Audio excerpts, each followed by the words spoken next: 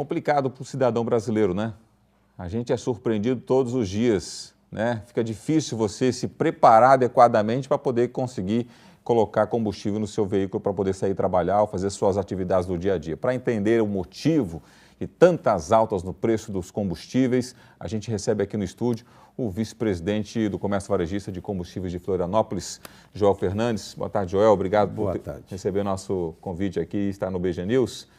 Joel, fica difícil você acompanhando essa situação aqui, principalmente em Florianópolis, na nossa região. Como conter esses reajustes constantes? Como é que fica os donos de postos de combustíveis para poder trabalhar com esses constantes aumentos aí? Infelizmente, as notícias não são boas. A tendência do combustível é subir mais ainda. Ela deve chegar, como já chegou em São Paulo e no Rio de Janeiro, acima de R$5. O problema que você levantou de como conter seria via imposto. A nossa carga tributária ela é elevada, é uma das maiores do mundo. Então, a única forma que nós encontraríamos é diminuir a carga tributária para que o preço voltasse a ser um preço real. Inclusive, as manchetes dos jornais hoje já estão dizendo aí, por exemplo, que o presidente do Senado e da Câmara estão se reunindo para tentar criar aí uma alternativa, uma implementação de políticas compensatórias, né? E uma delas, a princípio, seria zerar a CID e diminuir o PIS e COFINS. Dois tributos que recaem fortemente sobre essa alta, né? Com certeza. Isso reduziria hoje em torno de 70, 80 centavos o preço do produto. O que já faria uma grande diferença no bolso do consumidor, não é? Com certeza, absoluta certeza. Faria uma senhora diferença. Porque o ICMS é uma outra carga tributária que hoje em Santa Catarina, a cada litro nós pagamos em torno de R$1. É muito alto. Altíssimo, é 25% numa base de cálculo, em cima de 3,92, que logo essa base de cálculo deve subir, porque o Estado faz uma média mensal e deve ir aí por 1,4, 1,5 a nova base de cálculo. Quer dizer, mas existe alguma conversa em andamento para que isso possa se reduzir a médio e longo prazo, para não recair, principalmente para os donos de postos? Não? Como é que funciona? No estado de Santa Catarina, não. Fica difícil. Fica difícil. O produto combustível é o que mais arrecada para o Estado. Então, a necessidade de recursos financeiros para o Estado, mexer no ICMS, não seria aí uma alternativa viável para o Estado. A questão mesmo é lá na ponta do aumento mesmo, que é essa taxação principalmente, que é essa política da Petrobras baseada em cima do dólar. Isso é terrível, isso é terrível. Toda vez que o dólar muda, toda vez que o produto muda, o barril do petróleo muda de preço, e ele vai chegar a R$100 já. Na entrevista nós ouvimos $80, e ele vai chegar a $100. Isso significa que o nosso preço do produto, que nós somos autossuficientes em petróleo, nós vamos acompanhar um preço internacional pagando caríssimo em função dos impostos. A outra alternativa que nós teríamos seria realmente fazermos uma reforma tributária, onde nós tivéssemos um único imposto sobre os produtos, como é feito na própria Argentina ou nos Estados Unidos. Quer dizer, mas essa política já está sendo viabilizada, é estudada isso do nosso governo, ou é um sonho, é uma utopia a gente imaginar que isso possa vir a acontecer? Infelizmente, não existe vontade política de querer fazer isso. Mas o Estado de São Paulo ele fez um teste. Esse teste ele fez no etanol. O Estado de São Paulo é um dos maiores produtores de etanol. Exatamente. E a carga tributária era 25% e existia uma sonegação muito grande do etanol no Estado de São Paulo. Eles reduziram a alíquota para 12,5% e praticamente deixou de existir a sonegação no etanol no Estado de São Paulo. Agora, o nosso combustível já tem essa mistura de gasolina com etanol. Um percentual de quanto mais ou menos aqui no Brasil que a gente coloca? São atribuídos?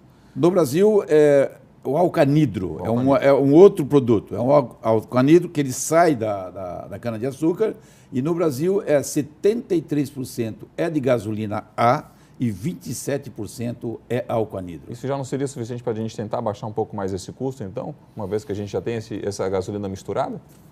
Veja, o alcanidro também ele é feito por safra. Hoje o alcanidro, o litro, é mais baixo, é mais barato do que o preço da gasolina, do litro da gasolina. Mas toda vez que o litro do alcanidro for superior, ele eleva o preço do combustível. E toda vez que ele for inferior, ele vai diminuir o preço do combustível.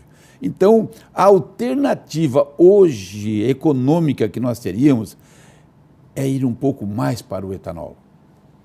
Quer dizer, mas aí vai depender de vários outros fatores, né? Da própria da indústria de veículos, de se refazer uma nova política. Quer dizer, mas a gente percebe que o nosso governo em si, ele não tem essa política mais para voltar para o etanol, coisa que aconteceu nos anos 80 principalmente, né? Quando foi lançado isso basicamente aqui no Brasil. Por que não voltar com essa política? Não existe o quê? Entendimento político para isso. Interesse político, quem sabe, para isso? A vontade política não existe, mas os carros hoje saem das montadoras, todos eles são flex. São flex. Logo, o consumidor poderia optar por um produto mais barato. E hoje é compensatório você abastecer o carro a álcool, aonde você vai pagar aí numa faixa de R$ 3,30, contra, por enquanto, ainda R$ 4,30, R$ 4,20 na gasolina aqui no estado. Mas ela passará rapidamente a barreira dos R$ 4,50 e chegará a R$ 5,00. Mas algumas pessoas dizem que o consumo de álcool é mais rápido. Por isso que hoje compensa a você colocar, porque a diferença do preço e esta conta que ela é feita, vale a pena colocar. Então vale a pena. Então, hoje vale a pena seria colocar. Uma das principais alternativas hoje, que é se encontraria para o consumidor não sofrer tanto. E nem os donos de postos de combustíveis também. É a única alternativa que nós temos, porque reduzir imposto no nosso país é sonho. E o dono de posto de gasolina hoje, ele está com um problema muito grande no seu negócio em si. Nós ouvimos ali na entrevista que nós temos aqui pessoas mudando de profissão. E tem vários postos de combustível sendo vendidos em Florianópolis, mas não tem comprador. Agora, já tem alguns estados aí que alguns postos estão parcelando a venda do combustível em até 6 vezes. Se é uma tendência de mercado, isso pode vir a acontecer aqui na região ou não? Nos preços que nós trabalhamos hoje, é impossível você parcelar o combustível.